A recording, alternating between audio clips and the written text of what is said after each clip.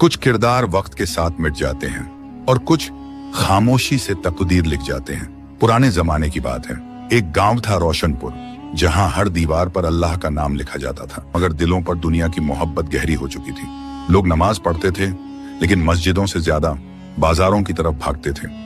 उसी गांव के बाहर एक तन्हा झोंपड़ी थी और वहां रहता था एक सादा सा शख्स, अय्यूब। उम्र कोई 45 साल, दाढ़ी सफेद, चेहरा नूरानी, कपड़े मामूली, लेकिन दिल साफ, बिल्कुल आईने जैसा। लोग उसे पागल फकीर कहते थे। कोई उसकी बातों को हंसी में उड़ा देता तो कोई कहता, ये आदमी तो किस्मत बदलने की बातें करता है, मछली पकड़ता नहीं बल्कि पानी में डाली हुई खाली बाल्टी देखकर अल्लाह से दुआ करता, या रब, जो मेरे नसीब में है वही मुझे अता कर, और जो मेरी नीयत में है उसमें बरकत दे। गांव वाले हंसते, भूखा है मगर नसीब की बातें करता है। मगर अय्यूब की आंखों में शिकवा नहीं था, बल्कि सुकून था। वो कहता, लोग सोने के सिक्के ढूंढते हैं और मैं अल्लाह की रहमत। इसी गांव में 3 अमीर आदमी भी रहते थे, सलीम, बशीर और शौकत, जो हर वक्त ये सोचते थे कि किस तरह अपने तिजोरी में और दौलत भरें। वो दिखावे में और परहेजगार थे, लेकिन अंदर से उनके दिल लालच से भरे हुए थे। एक दिन उन्होंने मिलकर कहा, इस अय्यूब को सबक सिखाते हैं ताकि लोग समझें कि किस्मत दुआ से नहीं, दौलत से बनती है। पर उन्हें नहीं पता था, जो अल्लाह पर तवक्कुल करता है उसके लिए नामुमकिन भी मुमकिन हो जाता है। सलीम, बशीर और शौकत तीनों ने मिलकर एक चाल चली।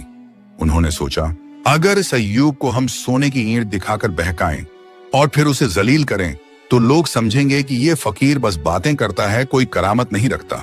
दूसरे दिन तीनों ने एक सोने की ईंट को एक लकड़ी के बक्से में रखा और दरिया किनारे अय्यूब की बाल्टी के पास रखा है। फिर दूर पेड़ के पीछे छुपकर तमाशा देखने लगे।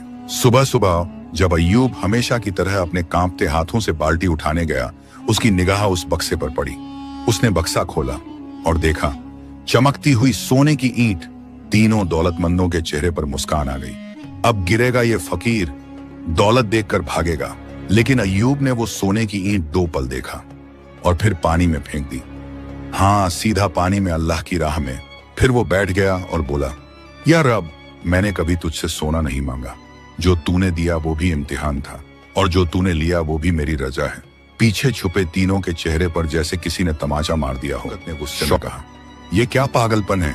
वो सोने की ईंट थी। अय्यूब मुस्कुराया और धीरे से बोला, जिसे यकीन हो अल्लाह की रोजी पर, उसे किसी इंसान की सोने की ईंट की जरूरत नहीं। गांव के कुछ लोग ये मंजर देख रहे थे और वो पहली बार उस फकीर की आंखों में झांक पाए जहां तवक्कुल का समंदर बह रहा था। अब गांव के अंदर धीरे धीरे बातें फैलने लगी। क्या ये फकीर वाकई कोई खास